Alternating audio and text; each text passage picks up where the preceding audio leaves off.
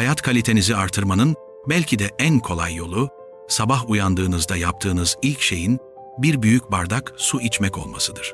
Düşünün, bütün gece boyunca vücudunuz susuz kalıyor. Tıpkı uzun süre sulanmamış bir çiçek gibi, sabahları yorgun ve solgun uyanmanızın en büyük sebeplerinden biri budur. Gözünüzü açar açmaz içeceğiniz su, vücudunuzun motorunu çalıştıran ilk yakıt gibidir. Sadece bedeninizi değil, zihninizi de uyandırır. Beynimizin büyük bir kısmı sudan oluşur ve güne suyla başlamak düşüncelerinizi daha net hale getirir. Odaklanmanızı kolaylaştırır. Bunu bir alışkanlık haline getirmek için geceden baş ucunuza bir bardak su koyabilirsiniz. Sabah ilk işiniz o suyu içmek olduğunda günün geri kalanı için ne kadar enerjik ve canlı hissettiğinize şaşıracaksınız. Bu basit adım, cildinizin daha parlak görünmesine bile yardımcı olur. Her güne küçük bir zaferle başlamak ister misiniz? O zaman sadece 2 dakikanızı ayırarak yatağınızı toplayın. Bu eylem, göründüğünden çok daha fazlasını ifade eder. Yatağınızı toplamak, günün ilk görevini başarıyla tamamladığınız anlamına gelir. Bu size küçük bir gurur ve motivasyon dalgası verir. Bu motivasyon, gün içindeki diğer görevleri de tamamlama isteğinizi tetikler. Bir domino taşı gibi ilk taşı devirdiğinizde diğerleri de onu takip eder. Ayrıca düzenli bir oda zihinsel olarak da sizi rahatlatır.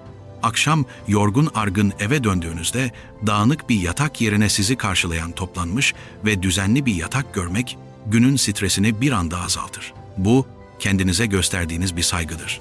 Disiplinli olmanın ve sorumluluk almanın en basit antrenmanıdır.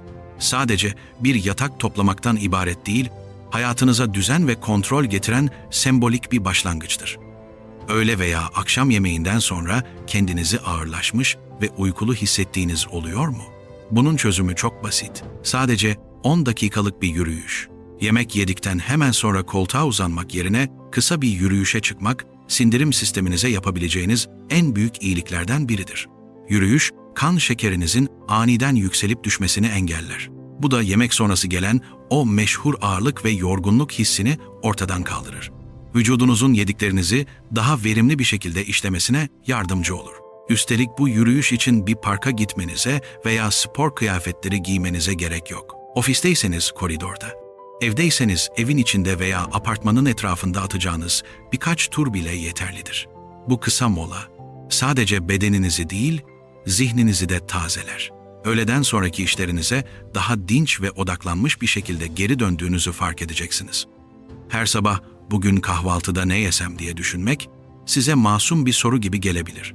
Ancak bu ve benzeri küçük kararlar gün boyunca kullanacağınız zihinsel enerjinizi yavaş yavaş tüketir. Buna karar yorgunluğu denir. Güne başlarken beyninizi bu tür küçük kararlarla yormak yerine kendinize standart 1 veya 2 kahvaltı seçeneği belirleyin. Örneğin hafta içi her gün yulaf ezmesi ve meyve veya haşlanmış yumurta ve avokado yemek gibi.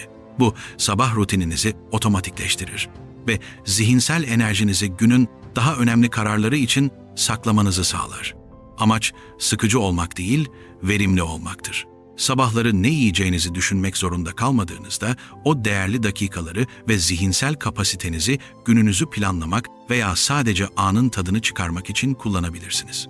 Bu basit değişiklik günün geri kalanında ne kadar daha net düşünebildiğinizi ve daha az stresli olduğunuzu fark etmenizi sağlayacaktır.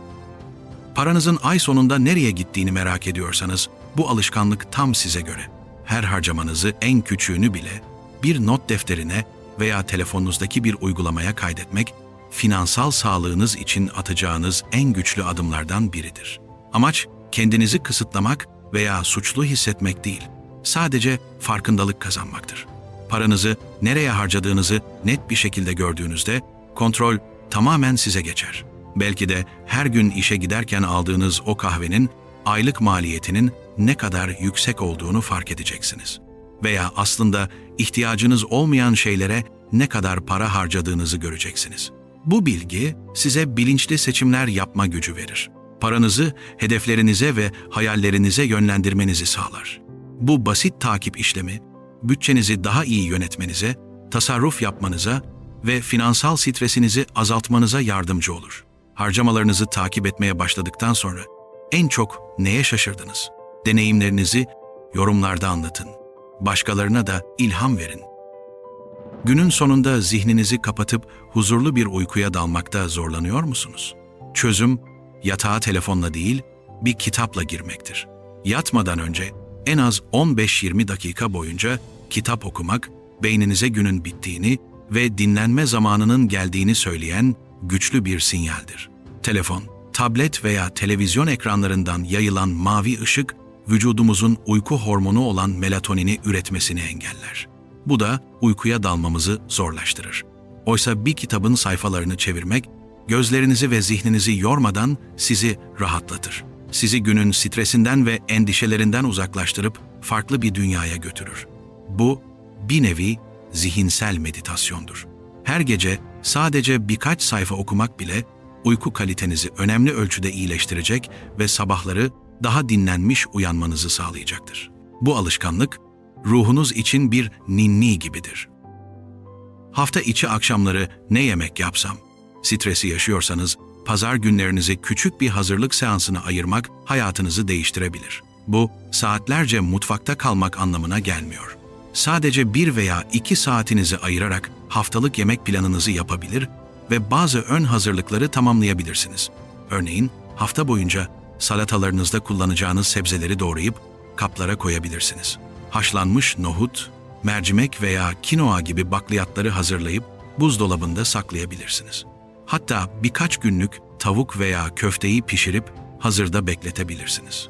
Bu basit hazırlık, hafta içi akşamları size inanılmaz bir zaman kazandırır ve yorgun anlarınızda sağlıksız seçeneklere yönelmenizi engeller. Haftaya ne yiyeceğinizi bilerek başlamanın verdiği o kontrol ve rahatlama hissi paha biçilmezdir. Bu, kendinize ve sağlığınıza yaptığınız bir yatırımdır.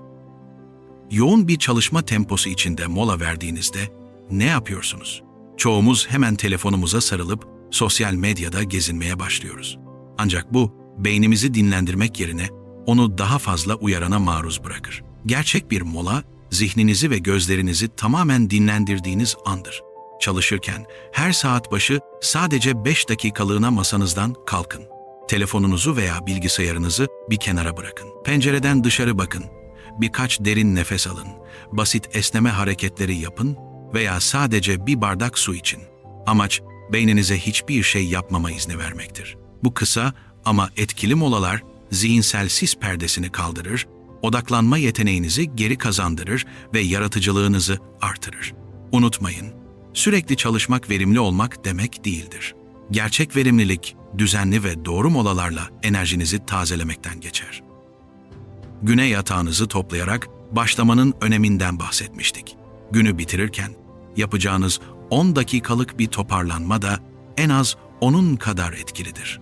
Yatmadan önce telefonunuza bir zamanlayıcı kurun ve sadece 10 dakika boyunca evinizde hızlı bir düzenleme yapın.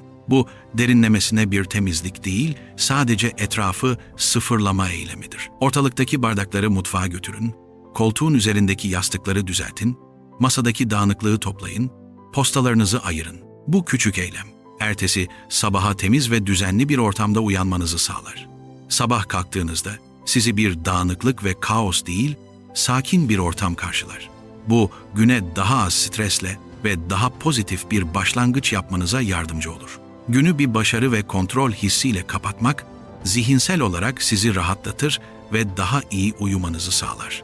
Bu 10 dakikalık toparlanma seansında sizin için en önemli olan şey ne? Mutfağımı toplamak yoksa salonu mu? Günü nasıl bitirdiğinizi yorumlarda yazın. Vücudumuzun bir iç saati olduğunu biliyor muydunuz?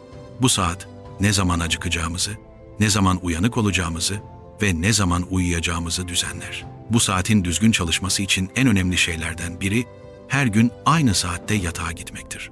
Hafta sonları bile bu düzeni bozmamak, uyku kalitenizi inanılmaz derecede artırır.